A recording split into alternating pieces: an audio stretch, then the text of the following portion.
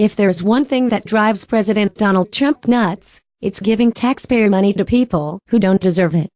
And he'll be even more distressed to learn that over $500 million has accidentally been paid out to individuals who didn't deserve a cent of it. That's right. It was all one giant mistake, and you paid for it. We all know that government spending can spin out of control, but generally, government offices can at least tell you what the money was for. Even if you don't agree with the amount of cash spent, even if you're a little angry at shelling out for something you feel was unnecessary, it still makes at least some sense. This, however, is just entirely unacceptable. According to a highly disturbing report just released by the Office of the Inspector General, the Social Security Administration handed out a whopping $571 million in disability benefits.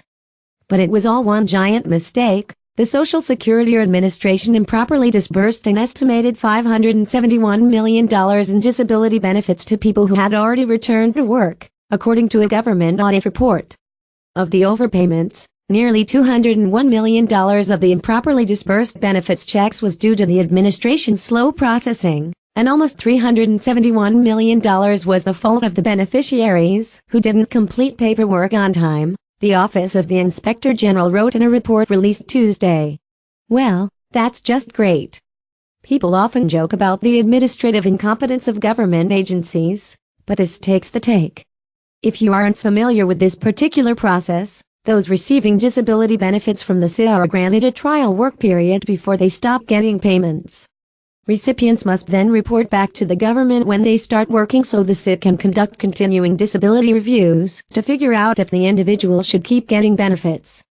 But in many cases, the SID took an average of 155 days to process legitimate earnings reports. That's almost half a year. So taxpayer money kept flowing out the door. In one outrageous example, someone on disability reported in November 2014 she had returned to work, and the SID didn't verify her employment until June 2015, and didn't halt disability payments until September 2015. And when they found out, that individual wasn't even required to return the $7,823 she'd unfairly received. Then there are instances where the SID overpaid an estimated number of beneficiaries where they were told the individual was receiving money from a job, but did nothing to act on that information. If this is how our government agencies are operating, President Trump needs to step in and fix it. Rapidly. We just can't allow this insanity to continue. Source: Western Journal Globe, Government Spending, Social Security Administration, SA.